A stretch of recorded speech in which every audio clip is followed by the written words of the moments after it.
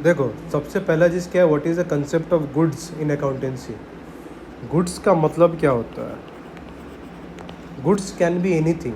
जैसे कि मान लो गुड्स हम लोग क्या करते हैं, गुड्स हम लोग खरीदते हैं। Goods are purchased for the purpose of resale, for the purpose of resale, मतलब बेचने के लिए सामान खरीदते हैं। इसीलिए गुड्स, जब भी क्वेश्चन में बोलेगा गुड्स परचेज कर रहा है, तो हम लोग उसको कहाँ पे डालेंगे? परचेजेज अकाउंट में डालेंगे, ठीक है। और गुड्स अगर हम लोग ये करते हैं, सेल करते हैं, तो हम लोग उसको सेल्स अकाउंट में डालेंगे। सपोज़ एक एग्ज़ाम्पल हम लोग देते हैं। सपोज़ एक बिजनेसमैन है, ठीक है। वो बिज़नेस क्या चीज़ का करता है? उसका कार का शोरूम है, ठीक है। क्या चीज़ का है? कार का शोरूम है। कार का शोरूम अगर होता है तो ये कार कौन सा कार बेचता है? ये कार बेचता है लैम्बो, ठीक है, लैम्बोर्गिनी कार का इसका शोरूम है। तो लैम्बोर्गिनी जो कार है, ये मान लो 10 लैम्बोर्गिनी कार परचेज़ किया है, ठीक है। 10 लैम्बोर्गिनी कार ये परचेज़ किया है, तो इसका मेन मकसद क्या? What is the main motive behind this purchase? ये कार को बेचने के लिए खरीदा है। तो ये अगर 10 लैम्बोर्गिनी कार परचेज़ किया है at a cost of around 30 to 40 crore, ठीक है, तो ये जाएगा purchases account debit to cash, या फिर टू बैंक, या टू क्रेडिटर, कुछ भी हो सकता है, ठीक है। बट ये जो बिजनेसमैन है, ठीक है, जो बिजनेसमैन है, इसका खुद का एक मारुति कार है, मारुति 800, जिससे वो आता है और जाता है। तो अगर ये बंदा मारुति 800 खरीदा है फॉर ऑफिस पर्पस, ठीक है, तो ये मारुति 800 क्या होगा? इसका एसेट हो गया। तो एसेट हमेशा क्या होगा? जब भी ये परचेस करेगा तो नाम से आएगा, that is car account debit to cash creditor, जो भी बोल सकते हैं वो बोल सकते हैं, ठीक है। और एसेट हम लोग जिससे परचेज़ करते हैं, अगर मान लो मैं एक एसेट उधार में परचेज़ किया हूँ, मैंने पैसा नहीं दिया, मैंने उधार में परचेज़ किया है, तो एसेट जिससे उधार में परचेज़ करते हैं उसको हम लोग बोलते हैं वेंडर। और गुड्स, ये लैम्बोर्गिनी गाड़ी क्या है? मेरा गुड्स है, क्योंकि ये मैं बेचने के लिए खरीदा हूँ।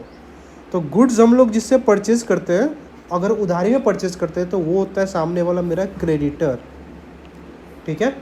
तो क्रेडिटर क्या होता है? ये मुझे शॉर्ट टर्म क्रेडिट प्रोवाइड करता है। शॉर्ट टर्म 2 महीना, 45 दिन, 30 दिन का हमको उधारी देता है। तो जो शॉर्ट टर्म क्रेडिट प्रोवाइड करता है, वो हो गया मेरा क्रेडिटर। और वेंडर क्या होता है? तुम जब एसेट खरीदते हो तो इंस्टॉलमेंट में खरीद सकते हो, लंबे समय के लिए खरीद सकते हो। इसीलिए एसेट हम लोग जिससे खरीदते हैं उसको हम लोग बोलते हैं वेंडर। ये हमें बोथ शॉर्ट और लॉन्ग टर्म प्रोवाइड करता है, लॉन्ग टर्म क्रेडिट जो होता है प्रोवाइड करता है। तो इसका मतलब क्या होता है? जब भी हम लोग गुड्स तो गुड्स का मतलब क्या होता है? गुड्स का डेफिनेशन कब पता चलेगा? अगर मान लो क्वेश्चन में गुड्स नहीं दिया है, बोला है परचेज टिम्बर बोल दिया है, और ऊपर में बोल दिया है कि ये जो जिसका बुक्स है that is in the books of business, ठीक है, बुक्स ऑफ फर्नीचर हाउस। तो फर्नीचर हाउस से क्या पता चल रहा है कि इस आदमी का फर्नीचर का दुकान है। तो फर्नीचर का अगर दुकान है तो ये टिम्बर क्या है? इसके लिए रॉ मटेरियल है ना। टिम्बर मतलब जो लकड़ी का बड़ा बड़ा जो होता है ना, रॉ जो लकड़ी काटते हैं, बड़ा बड़ा जो लकड़ी होता है, उसी को टिम्बर बोला जाता है, ठीक है। तो I will show you timber कैसा होता है। सपोज मान लो timber use to look like this is the timber, ठीक है। इसी से फर्नीचर बनता है। तो अब कहानी क्या हो गया? तो हमारा टिम्बर जो है, अगर मैं टिम्बर परचेज़ किया हूँ और ये फर्नीचर का दुकान है, तो obviously it is a purchases, मैं बेचने के लिए लिया हूँ, तो ये परचेजेस में जाएगा। अब सपोज़ मान लो टिम्बर बोल दिया है, लेकिन इसका फर्नीचर का दुकान नहीं, इसका कार का दुकान है, तो ये टिम्बर क्या हो गया इसके लिए? ये टिम्बर इसके लिए एसेट हो गया, क्योंकि टिम्बर से गाड़ी नहीं बनता है। तब ये टिम्बर के नाम से आएगा या फर्नीचर के नाम से आएगा, ठीक है। और अगर ये बोल दिया फर्नीचर हाउस, तो ये परचेजेस के नाम से आएगा, क्योंकि ये इसके लिए क्या हो गया? गुड्स हो गया। कंसेप्ट समझ में आया? और स्टेशनरी, जहाँ तक सवाल रहा स्टेशनरी क्या होता है?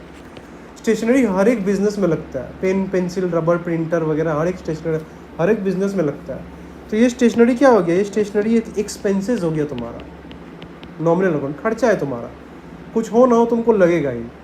तो स्टेशनरी क्या होता है, हमेशा इसके नाम से आता है, जैसे सैलरीज के नाम से आता है, एक्सपेंसेस होता है, ठीक है, कमीशन के नाम से आता है, रेंट पेड रेंट के नाम से आता है ना, इलेक्ट्रिसिटी बिल के नाम से आता है। तो स्टेशनरी भी नॉमिनल अकाउंट है। कौन सा अकाउंट है, नॉमिनल अकाउंट। तो ये भी किस नाम से आएगा, एक्सपेंसेस के नाम से ही आएगा, ठीक है, समझ में आया।